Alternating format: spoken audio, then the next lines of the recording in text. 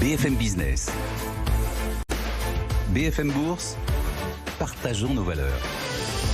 L'investissement responsable chaque jour aux alentours de 16h20 sur BFM Business. Alors on voit cette carte géopolitique du monde peu à peu redessinée. La carte de l'investissement responsable aussi pourrait se trouver modifiée par cette actualité. Robin Monégier du Saubrier vient de nous rejoindre. Bonjour Robin. Bonjour. Bienvenue, gérant analyste pour la financière responsable.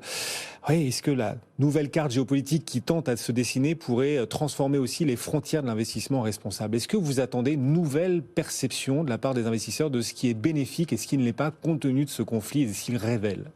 Alors je pense que la carte de l'ISR, comme vous le présentez, a déjà commencé à se transformer il y a quelques années. Il faut savoir qu'à l'origine, l'ISR, il y avait autant de définitions que d'investisseurs.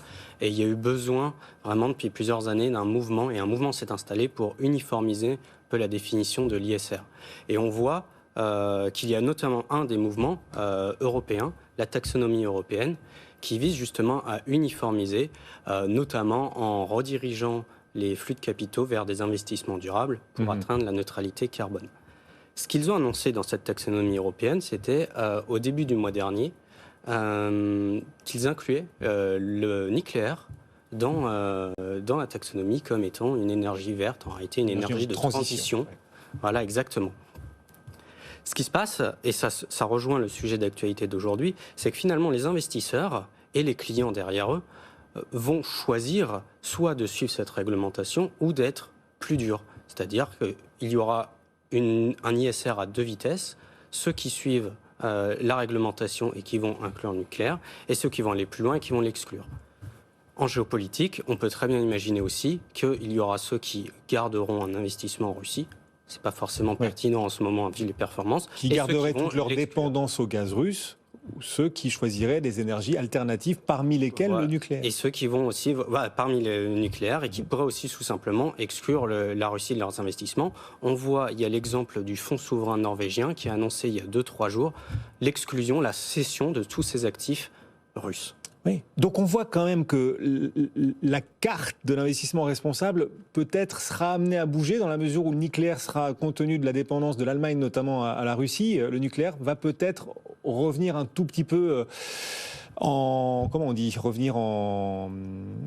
le devant de la scène. Voilà, sur le devant de la scène, exactement. L'Allemagne n'exclut pas d'ailleurs d'étudier une éventuelle prolongation de la durée de vie de certaines centrales. Finalement, ça pourrait être à l'étude. Donc on voit que la carte de l'ISR pourrait être amenée à changer dans la mesure où le nucléaire est un instrument d'indépendance, en tout cas vis-à-vis de la Russie. Voilà, tout à fait. Après, il faut bien garder à l'esprit qu'il y a quand même 2 temps et 2 vitesses et que la vitesse réglementaire est bien sûr beaucoup plus lente que les marchés. Oui. Et qu'on n'attend pas dans l'investissement responsable la réglementation pour agir. Qui doit décider justement? C'est le MSCI qui doit décider de ce qui est vert ou de ce qui est en tout cas responsable ou de ce qui ne l'est pas dans les investissements. C'est le MSCI, c'est Euronext qui a créé un CAC ESG, on le rappelle, c'est Vigeo, ce sont les labels. Tout le monde a son rôle à jouer et si tout le monde va dans le même sens, ça aura beaucoup plus de force. Mais côté investisseurs et notamment clients, il y a déjà des demandes et des attentes très fortes et qui peuvent amener justement à déplacer c'est ça, c'est que cette crise quand même révèle à ceux qui peut-être l'avaient pas complètement à l'esprit que le monde n'est pas blanc ou noir. Il n'y a pas d'un côté les bons et les mauvais investissements. Quand on choisit d'aller à fond dans le solaire ou l'éolien, on dépend davantage du gaz russe et donc ça pose d'autres problèmes. Ce qui est vertueux d'un côté est plus vicieux de l'autre. Ouais. Mais c'est une question qui pourrait presque se poser, pardon, je pousse le bouchon beaucoup plus loin, mais elle pourrait se poser cette question sur les questions d'armement aussi. La Russie agresse l'Ukraine parce qu'il y a un déséquilibre des forces. Et certains gérants nous disaient en début de semaine, au contraire, si on essayait de viser un meilleur équilibre des forces, donc peut-être d'armer certains pays, c'est ce que fait l'Union européenne avec les Ukrainiens en ce moment, si on essayait, il y aurait peut-être un peu moins d'agression des pays vis-à-vis de leurs voisins plus faibles. Est-ce que la thématique de l'armement doit donc continuer d'être systématiquement, automatiquement, par principe, exclue des portefeuilles responsables? Alors c'est vrai que jusque-là, elle a toujours été exclue et c'est plutôt vraiment un sujet qui est fui par les investisseurs responsables. Tout à fait. Et j'ai conscience qu'en posant la question, je sais que je perturbe certains esprits, c'est très probable. À titre personnel, je ne pense pas que le conflit va changer la vision de l'ISR sur l'armement. Je serais très surpris que, suite au conflit, l'ISR... C'est trop gros. Voilà, exactement. Donc ce serait vraiment, je pense... très risqué de la part de l'ISR de changer son point de vue sur ce sujet. Et je pense qu'ils vont donc continuer... l'ISR va continuer à exclure...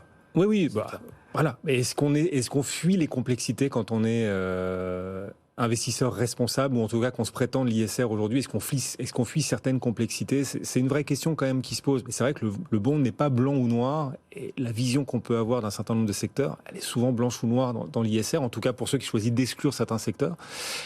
On peut malgré tout poser certaines questions.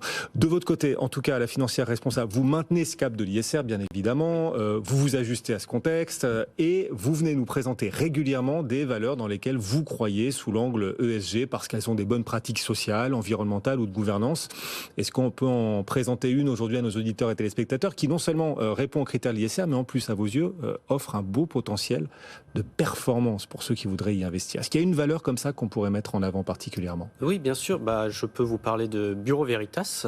Bureau Veritas qu'on connaît, on connaît tous son logo sur les certifications qu'ils émettent. C'est pour moi une bonne valeur, notamment parce que sur le plan ESG, notamment parce qu'elle a su structurer sa communication et elle obtient de bons résultats grâce à ses efforts en matière de RSE. Si je deviens assez concret sur le social, et tout ce que je dis est associé d'objectifs qui permettent à l'investisseur de suivre vraiment l'évolution et les progrès de l'entreprise. Il y a de la data. Il y a de la data, ce qui nous plaît beaucoup et qui permet justement de standardiser un peu tout ça. Sur le social, vous allez avoir par exemple une réduction dans le temps du taux de rotation du personnel et un absentéisme assez faible, ce qui a tendance à indiquer plutôt une bonne rétention des talents et un bien-être des salariés. Couplé avec une marque entreprise plutôt forte, je crois qu'en 2020, ils ont eu plus de 70 000 candidatures alors qu'ils avaient 1200 postes proposés. Donc on voit quand même un attrait d'un point de vue extérieur de la marque Bureau Veritas. Et si je continue donc sur les thématiques sociales qui nous plaisent chez Bureau Veritas, vous avez aussi en matière d'inclusion, et là je vais me faire un point spécifique sur le handicap parce que nous le regardons chez la financière responsable, de très bons résultats chez Bureau Veritas. Il faut savoir qu'ils ont mis en place une politique handicap dédiée, qu'il y a une sensibilisation du personnel, des ressources humaines, qu'il y a des initiatives, une participation à des initiatives et bien sûr un aménagement des locaux et un aménagement du temps de travail pour les personnes en situation de handicap. Et rapidement sur d'autres indicateurs sociaux, puisqu'il y en a quand même plusieurs. Oui, et qu'on arrive bientôt au bout malheureusement.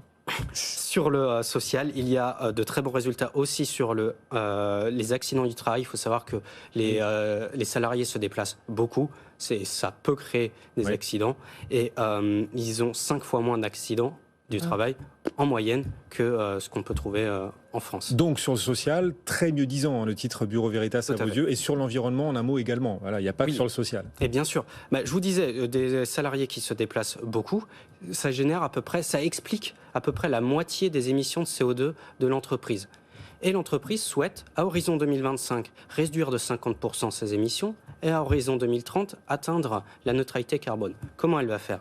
Elle va tout simplement accentuer les audits à distance, augmenter finalement le télétravail, réduire les déplacements, et ça va être un premier pas pour réduire ses émissions.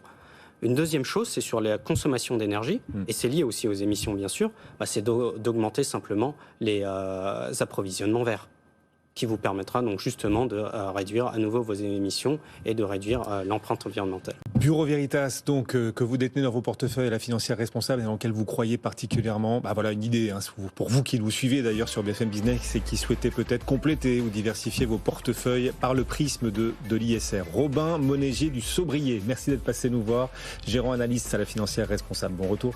Merci. À très bientôt. Le CAC 40 toujours en hausse. Wall Street, 1 heure de cotation. On va rejoindre dans un instant, dans 2 minutes, Sabrina Quagliozzi à New York pour le suivi de cette séance US de l'intérieur. À tout de suite sur BFM Business.